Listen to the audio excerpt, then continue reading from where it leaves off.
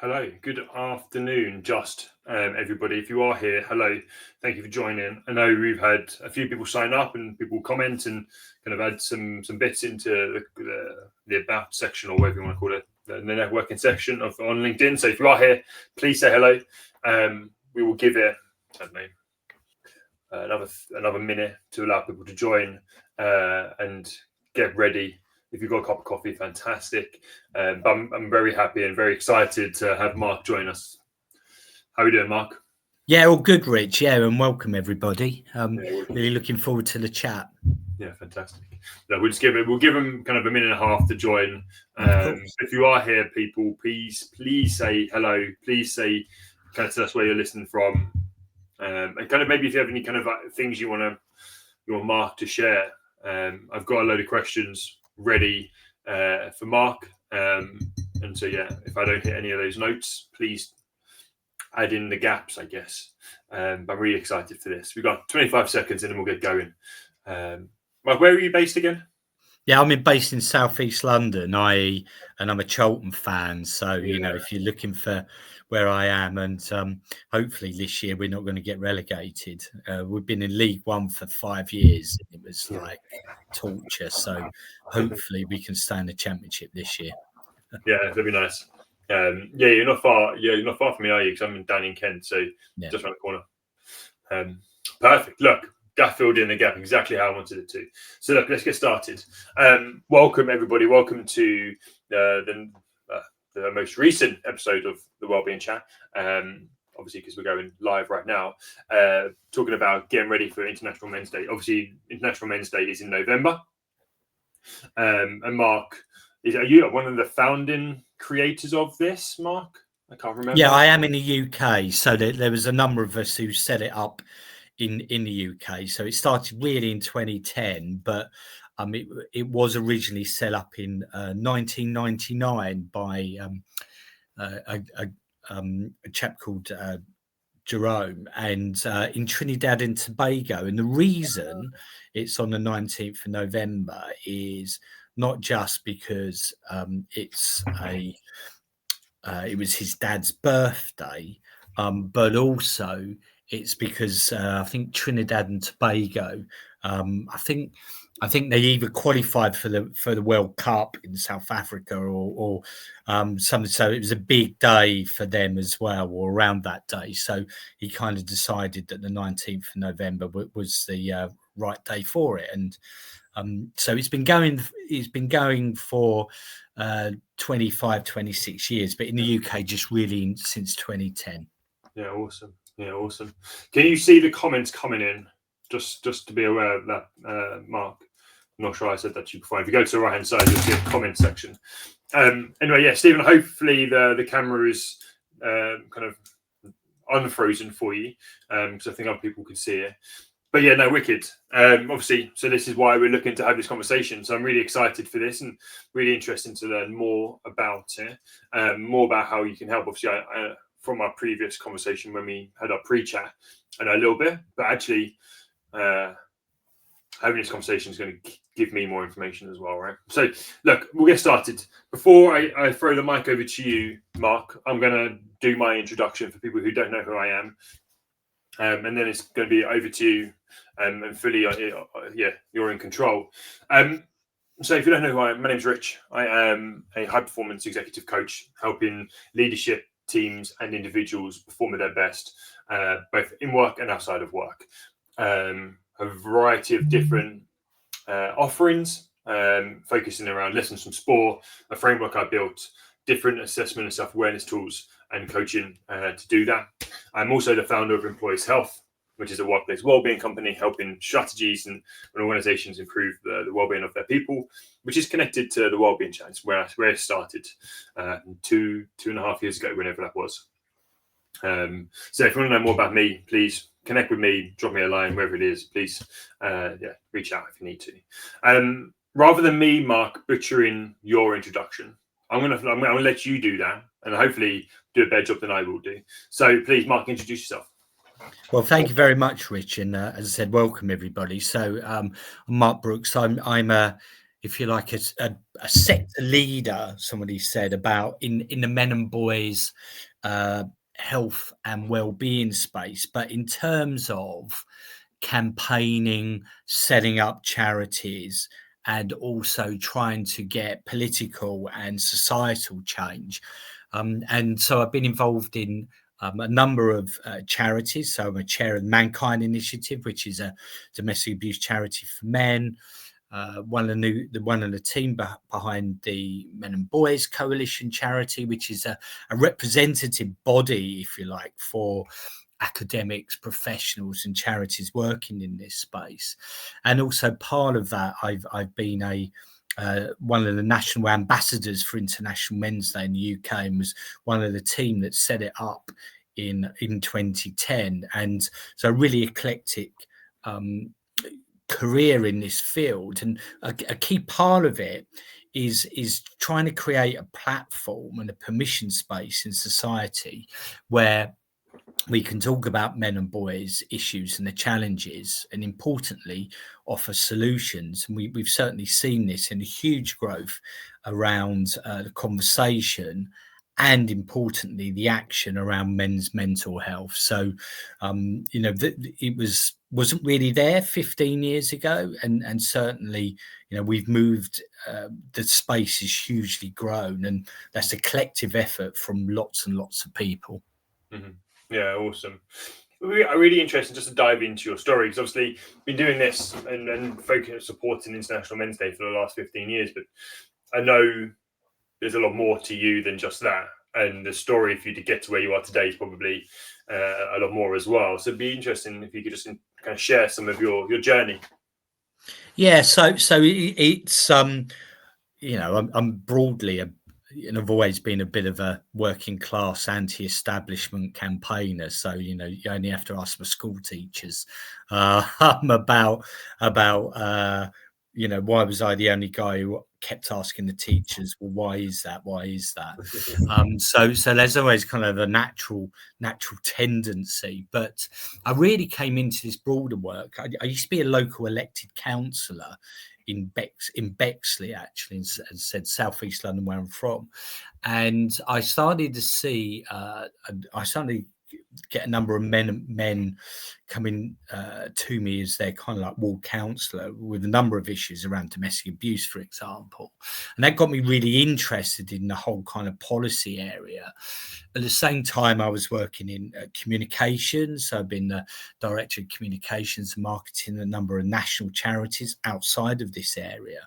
But outside this area directly, but a lot around long-term unemployment, vocational education, for example. So I just got drawn into the broader issue. And then when you start speaking to people, other men primarily, who are working in fields of domestic abuse, sexual abuse, fatherhood, employment, you start to build a network, and you just get sucked in to this whole subject area, especially where you're starting to see where there's societal barriers around men and boys. So not doing well at school, employers not taking men's mental health or physical health seriously, and a broad indifference to the fact that men and boys have issues. So a lot of focus has been on, well, nearly all of the focus up until recently has been about the problems that women and girls have, and that still should remain the case.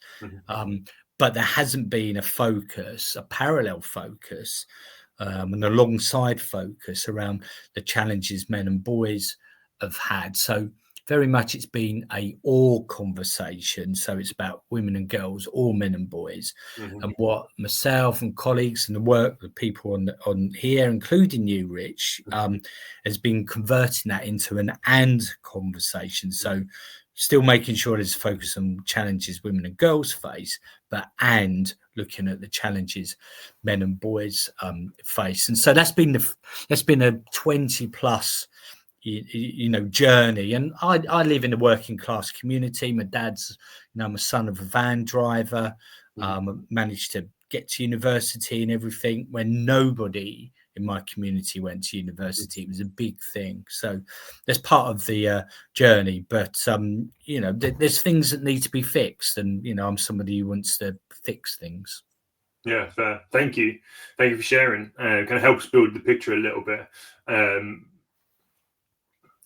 I feel sure we're going to dive into a lot more of that, so I won't ask any follow-up questions. I think my first question is, and look, this might be a bit of a repeat kind of question from what you've just given us, but kind of what is International Men's Day in its entirety, and how has it become what it is ultimately? Well, as I mentioned, so it's set up in '99, but and it's celebrated globally, but not everywhere. And it was founded on kind of 6 pillars, which were around male role models, being positive about the great things that so many men and boys do, also addressing some of the problems. But what we did in the UK, when a team of us, team about 5 or 6 of us, when we came together around different backgrounds, different issues, was that we really honed in on 3 areas. And we also honed in on the fact that we wanted to create a community platform, which meant that anybody, men and women, could take part in International Men's Day in any way they saw fit, as long as it wasn't anti-women and obviously wasn't racist, etc. But certain respectable and right parameters. And so we came together and set up a platform. And it's founded on 3 pillars. One is about dealing with and addressing the issues and problems and challenges that so many men and boys face in the UK.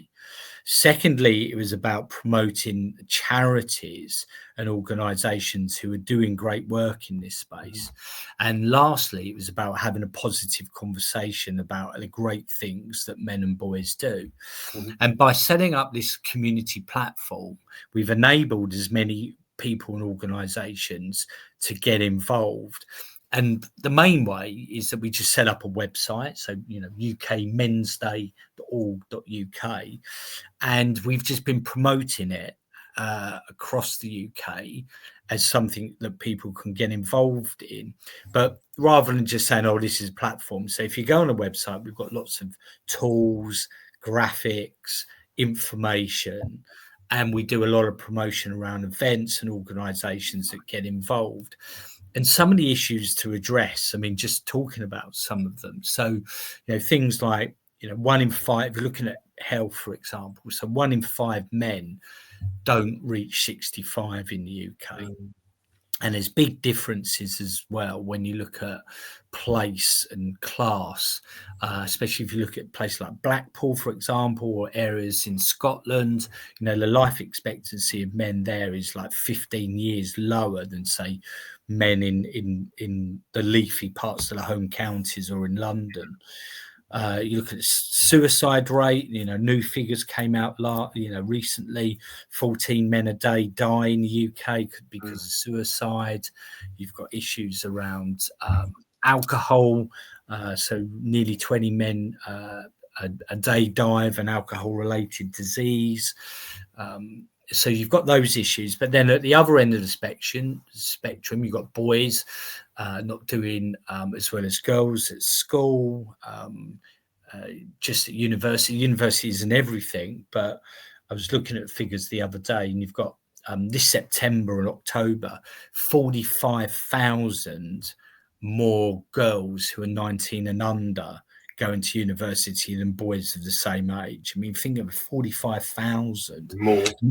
They're more, and then that's having an output into careers, and we're starting to see the professions very much dominated by young women. But also on the other end of the spectrum, we're seeing 500,000 boys and young men who are not in education, employment, and training.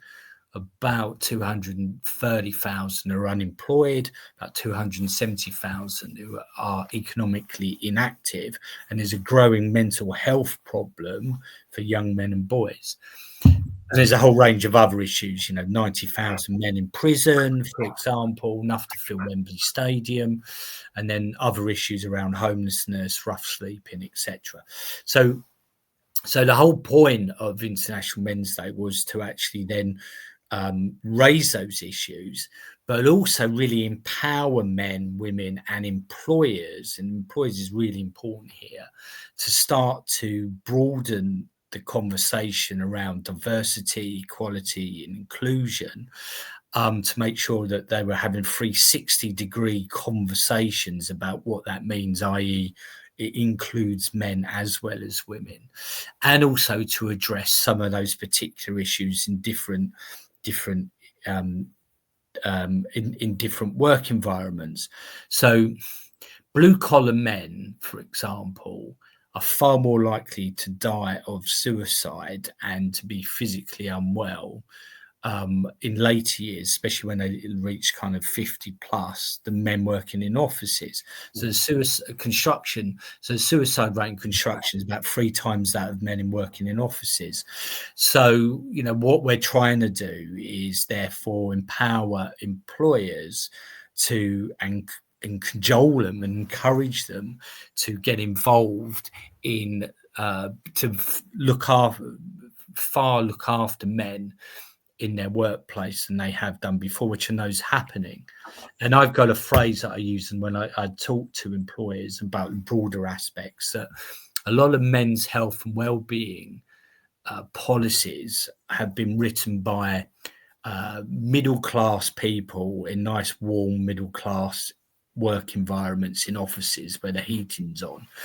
And so they've been very much focused on what's good for Andy in accounts, but not Dave on the drains or Lee on the lorries. And so so International Men's Day has provided a real platform for actually encouraging those working in health and well-being, HR, safeguarding type roles, to really start to think about how they're reaching out to men in those roles. So that's been a big success. So last year, an estimated 800 organisations were involved in International Men's Day in the UK in some shape or form, the most anywhere in the world. So it's been a big success. We think it's because it's a broad community platform. We've made it safe, i.e. that it's not about men's rights, it's not about anti-women, it's all about inclusion. And also because so many big corporates have got involved, once some bigger corporates are involved, it then encourages other corporates involved, big or small, and multinationals, because they feel it's a safe environment. So that's broadly where we've got to the moment, and it's a good place to be. And we know corporates are involved again this year. Lots of sports clubs, universities, and others, because they're getting in touch with me all of the time. Yeah, the statistics you shared are mind blowing, and I don't think probably are shared enough. I knew the statistics around mental health and suicide, but the alcohol one, the unemployment rates, the universities, all of that kind of stuff, I just didn't know. And I think that awareness alone can really help us understand the challenges, maybe, or give us an awareness that there is a challenge and we need to be doing more. Leighton here has asked, what was the original founder's name again? Yeah, it's the original founder in Trinidad and Tobago is Jerome Telek Singh. There's a great Wikipedia page on International Men's Day, so I would look at that. But in the UK, it's people like myself, Glenn Paul, who's now chief exec of the Australian Men's Health Forum, Ali Fogg, Dan Bell, and a few others who set it up in the UK, and we're all still involved as well. I'm just lucky my wife hasn't divorced me. She's threatened a few times. I can imagine, though, it becomes that purpose and that why, right? When you get so deep into it, it's kind of part of the reason why I focus so much and do some of this. Why, to be fair, this is why the Wellbeing chat originated in the first place, is because of my impact of suicide to me, was why I set it up. And actually the first Wellbeing chats were conversations around suicide. And so actually the more we do, it becomes more of a purpose, it becomes more of a drive, and you can see how you're just consistently doing it, right? Oh yeah, absolutely. And I think the kind of suicide is sadly the entry point for a lot of organizations and a lot of people in this. I mean, the research from America shows that for every suicide, as well as obviously for the person affected, and there's about 5,000 men who take their own life every year in the UK, but there's 125 people affected. And I've written policy papers for politicians on Mount suicide, in terms of what some of the key underlying factors, and also suicide sadly has been a real entry point for so many women into the men and boys space, either through the workplace or through family members, etc. I mean, I've been at the party conferences a lot, last 3 party conferences, obviously Conservative ones just sort of like finishing, but I've been at all 3. But I was at the Conservative one on Monday, so I was giving talks, part of a think tank on men and boys, and there was a lady at the front who said that she wouldn't. So the debate we were having was what's happening to men and boys ? So we had MPs and from all parties speak at their relevant conferences, and there was a lady at the front on Monday, young lady, maybe early 20s, and she said that she wanted to speak at this debate and ask about male suicide in honor of her older brother who died by suicide. So you could hear a pin drop when she was talking, of course. And so mental health and the impact is really bringing a lot of women into the conversation, also around boys' education and work. I got a line that no one fights harder for sons than mums, and basically and that's why International Men's Day has been a success, because it's very inclusive, and so many of the events are run and set up by women, because they've either been affected or they're more women tend to be in DEI roles anyway, but very much it's a joint enterprise, and that's how we've set it up, and that's how we've wanted it to be. And there's quite a few women involved in our organisation because it's run by a charity. So the platform is run and managed by a charity in the UK. Yeah.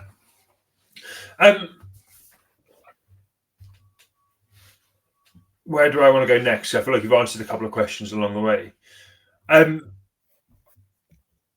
Let's look at International Men's Day from a support standpoint. What can we do as individuals to support International Men's Day? Well, I think as individuals, I mean, there's some obvious ones like social media, or just promote it. Hashtag is always International Men's Day, keeping it simple. And, there's websites, Facebook page, X site, and also LinkedIn. And obviously LinkedIn is really important. But the key thing is, in addition to that, is you can either set up your own events, your talks.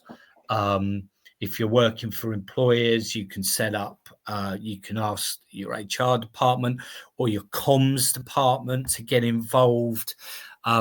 So there's things as individuals, if you're working or within employers, to ask them. But also we do simple things like, just, texting, WhatsApping your mates, ask them how they're doing, say happy International Men's Day, try and start any conversations that it's a good pivot for having conversations, asking how your mates are, is there anything, open-ended questions.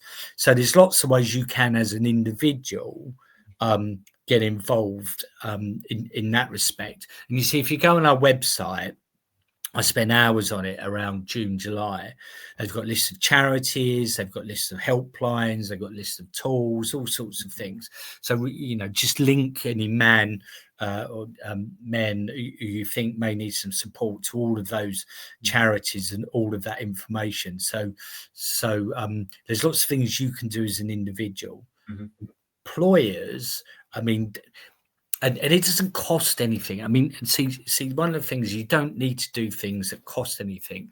So the conversations I mentioned, but even with employers, you might have tight budgets or no budgets. A lot of football clubs, for example, a lot of other employers do, will literally just send a note round on their intranet. So an employer would send a note round on their intranet, SharePoint, whatever you do, and just basically say, Happy International Men's Day to all of the male employees. Thank you for all the great contribution you do for the organisation, all the support for women and girls in the organisation. And then you could just simply then signpost to say, our charity page, say if you're a man who needs any help on any of these issues, here's a list of charities. It doesn't cost a bean. You can then do something on social media. So we see a lot of employers just put in, Happy International Men's Day to all of our male staff, but also all of our male customers, for example. Reach out for support. There might be some charities you're working with, or, you can link to others. So it doesn't cost a bean to actually get involved. Some organisations run big conferences, get speakers in, motivational speakers, mental health speakers, talk about a particular issue. Some get in other charities, like might get somebody from an Andy Mann's Club or Prostate Cancer UK to give specific talks. A lot of those charities will do it for free, etc. So you can be really creative, but it doesn't cost anything. Put out a social media message. A lot of football clubs or sports clubs, for example, will do a message, like a message from a player, or just put out a message, to all of our fans, Happy International Men's Day, to all our male fans. Again, if you need to speak to somebody, Samaritan's Calm, whoever, it doesn't cost a bean to actually get involved. And that's the beauty of it. And that's why the way we set it up is that it means that anybody can do anything. But doing something is better than doing nothing. I completely agree. So that's like on the verge of not doing much. Things which cost nothing, I guess. Yeah. But I can imagine like the key is change. Yes. And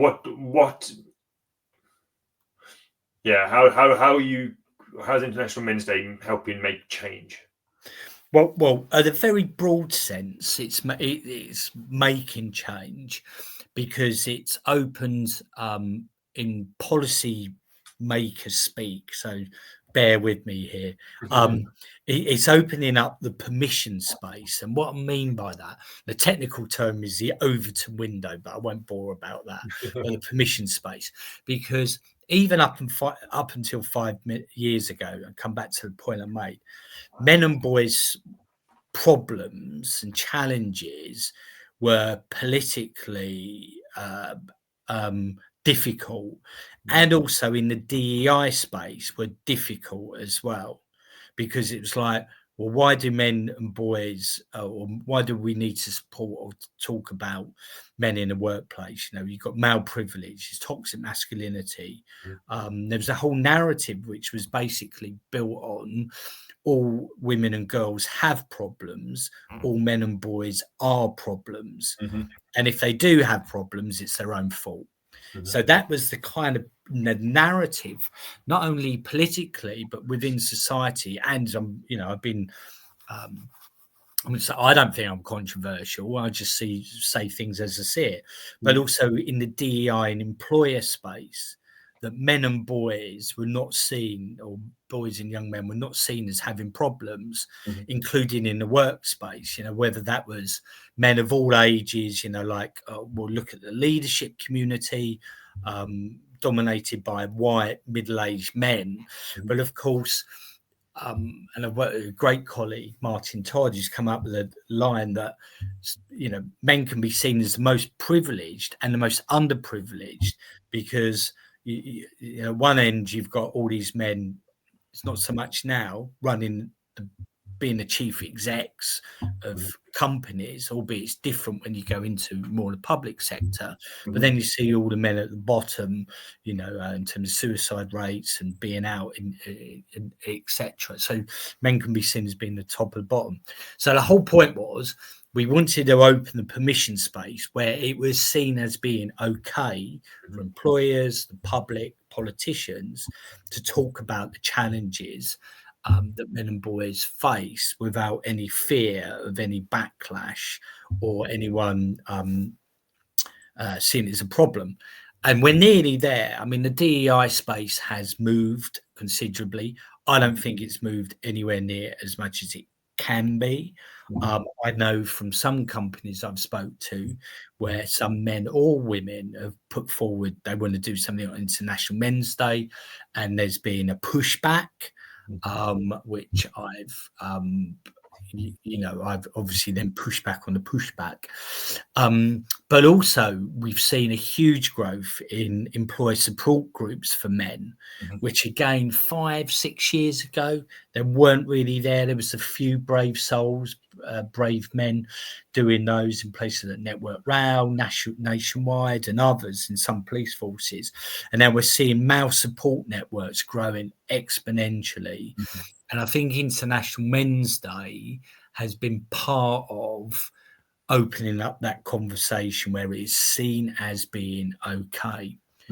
So that's at that kind of very broad based. But then again, at the individual company level, individual space, it has been this catalyst of 800 organisations getting involved in it by doing mental health talks, actually thinking it's right to get people like you, Rich, in, for example, also getting having that practical support. So not just saying, yeah, we value men and boys, which is really in our workplace, men in our workplace, which is really good for male confidence, believing that the employers will take them seriously as a man. So reducing gender norms, social prejudice or social stereotypes about, you're a man, you're just expected to get on, deal with it yourself. And also then, as I said, lots of companies supporting men's charities, sponsoring men's charities, not only for their male employers but also for their customers. And you see that with a lot of trade organisations, construction organisations now sponsoring things like men's sheds and anti-man's clubs, and they're not just using it for their staff, they're using it for their male customers as well. Yeah. I'm not sure if he's going to throw you under the bus or not, this question, because I hadn't given you any heads up I was going to ask this. But why do you think all of a sudden this rise for support or this rise has happened over the last 5 years? Well, I think that I think what there's been before is there's been this empathy gap, that basically a societal and political and an employer empathy gap, i.e. that there's been more care about the plight of women and girls and a lack of care about the plight of men and boys. And so what we've done is to try and close that empathy gap, but without actually bringing women down. We need both ships to rise together, and that's where we've got to.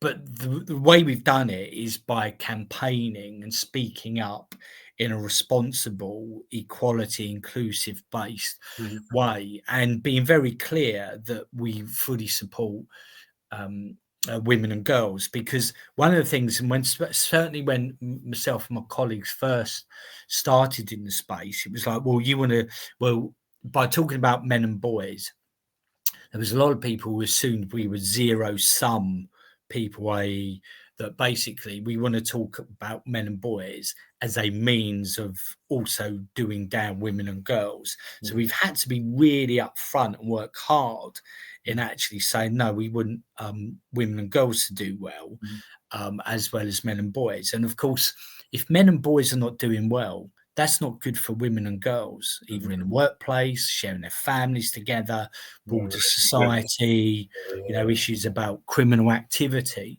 So we women and girls need men and boys to succeed, and vice versa. So we've it's been tough though, Rich.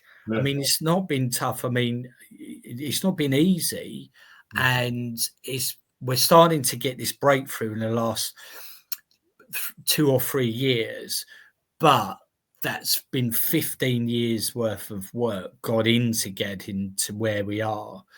And we've seen this growth in men's health charities. So almost every week there's new talk clubs, there's new adding man's clubs, new men's sheds, whole new groups of podcasts, people like yourself having these discussions. Lots of great new books, new videos, new TV programs.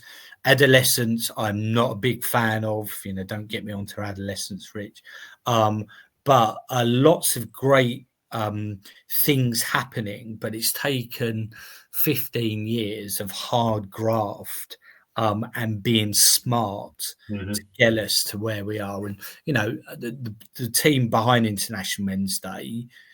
We've been smart about the way we've gone about it, because we've know what the traps are, because we're just experienced, and we're all in our mid 50s, late 50s, and just been about around the block a bit. Yeah, and it sounds like you're doing it from a space of authenticity and genuinity. That's probably not a word, but you know what I mean. Like it does.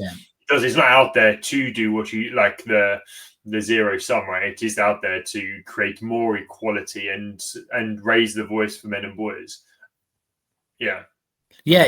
Well, we've all done it voluntarily. I mean, this is the thing. I mean, I was laughing about.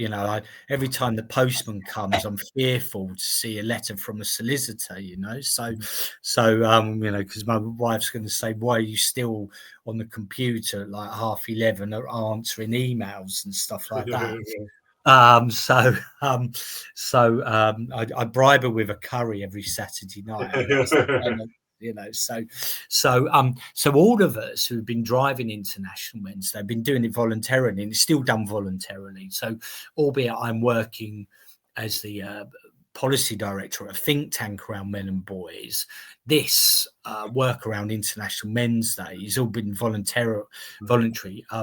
Run by a charity. We don't get any funding, and the only cost to us, because our voluntary time isn't a cost, and we're doing it in the evenings. The only cost is like hosting the platform, and a few people give us some money for just through our Just Giving account to fund it. And sometimes I've a few, and also beg, borrow and steal. I mean, I put a message out last night. I think Leighton's actually replied to it. I actually spoke to Leighton on Friday. We need some help with some of the graphics, for example, and updating the logo. So we just ask people who are graphic designers, or can you do this for us? We emphasize we're not getting paid for it either, so can you do it in your spare time? So it's a volunteer effort, which has its challenges, but also makes it fun and freer without having to go through any corporate hoops. And so the charity is the Association of Male Health and Wellbeing, and colleagues here are happy to join that. We're setting it up. It's been going for about 15 years. under the Men and Boys Coalition charity, and we've changed the name and we've rethought what we're doing. But colleagues here are welcome to join that and get involved. We're a kind of representative body, community network, and trade union for men and boys, those working in the men and boys space. Yeah, 100%. Can you see Kate's message? Let me just. I'll look. I can bring it up. I can bring it up. No, I can see it. Yeah. So I can agree more with everything about familiar and societal need for men's mental health to be recognised and supported. It's not a nice optional extra. It's essential. It's parental mental health. We've reported for the first time in national rate of dads losing their lives in first 1,001 critical days. We hope drives evidence-based policies and support for dads and their families. International Men's Day really highlights the fantastic work supporting men being done. Yeah, well, brilliant. And I saw Kate's work, which was done in conjunction with, I think, the University of Swansea. I mean, it's really important. And I talk about the men's health strategy. So again, lots of us been pushing for that. And the government, current government, will announce a men's health strategy for England by the end of the year. And that's the very first men's health strategy anywhere in the UK ever. There's been Australia, Ireland, and a few other places, and a number of us have been working with the government and in the political process for many years to get this. So it's a huge landmark. I mean, it isn't just about what's going to be in the men's health strategy. It's the fact that we will have one, and we'll formalise men's health strategy as a field of public policy, and importantly, a professional practice. And that will actually broaden the permission space, get more employers involved. And also, you see, why Kate's work is so important is the fact that having that evidence base and the think tank I'm involved in is part of that, is really that will drive change at the coalface, practical change. Because the whole issue around, fatherhood being an issue, a political policy issue and an issue for employers, was not really a thing even 5 years ago. And then you've got organisations about 1,001 critical days. You've got Fatherhood Institute, Future Men. We've had campaigns about the dad shift and Working Dad Summit recently, Elliot Ray's work in all of this field. That wasn't really, Elliot, to be fair, and the Fatherhood Institute have been working for a long time, and both parents matter. So, but there's only been a real political breakthrough in the last 3 years. And part of that is by being sensible, responsible, not anti-mum, being pro-mum by saying we need to be pro-dad. To be pro-mum means you have to be pro-dad as well. And so we broaden this whole permission space, but also focusing on particular issues. And that's why, postnatal depression and employability issues for dads was not a thing five years ago. No one spoke about it. And there's still big challenges. I spoke to some organisations recently, and I'm sure Kate will share as well, where basically when it comes to maternity services, it's almost like the dad's out the picture, either prenatal. I don't have kids, so catching up with all the lingo, and postnatal, it's like dads are just out the equation, that they're just like the focus is all on the mum. Understandably, especially around because of obviously some of the physical issues about it, but almost like dads are just an afterthought. It's and that's happening. And Kate's work on that research is just so important, and that hopefully will then go into the men's health strategy. That will then drive better support for dads in the kind of postnatal period, because we've got the evidence, and also we've got the permission space now to talk about those issues. Yeah, I love that. Kate doing a great job, Mark doing a great job, both of you. And I think everybody doing all this work is doing a great job as well. And Kate, team game, Rich. Everybody's doing, playing their part in this team game. Exactly, agree. Mark, thank you. Last question. number one piece of advice for people looking to support International Men's Day or men in general? Go on our website. Can I type in? Can I type in the comments? So let's have a look. No, but once we've done, add that link to the comments. Yeah. So go to ukmensday.org.uk and get involved, even if it's just a message to men. If you're an employer, just put some posts out either on your intranet or publicly to your staff and also to your male clients and customers. So all you need to do, just hashtag do something for International Men's Day, whatever suits you.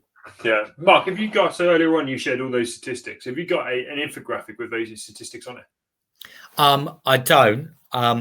If anyone wants to help, Nathan's a good guy if he's doing your logos. Yeah, exactly. But having said, I have done them in the past. So actually, if anyone knows a graphic designer who can help with that, but also, Rich, those statistics are on that website.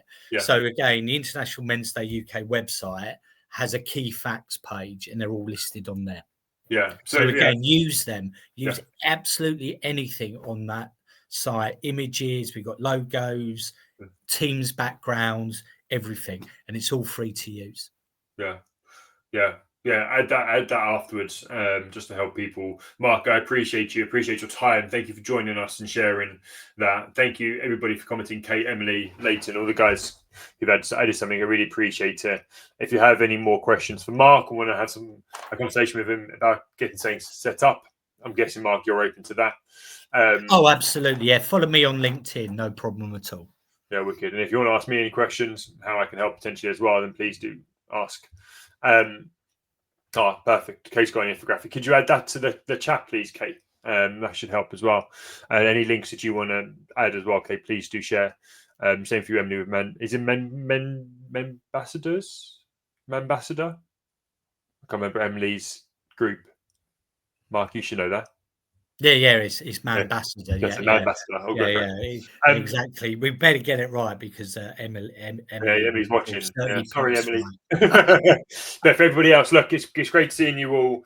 I appreciate you joining us. Next week, taking a slightly different kind of focus and talking about motivation for individuals and teams. So if you want to join us, please do. Keep your eye out for that. Other than that, please have a great week, and I'll see you all soon. Take care. Bye-bye.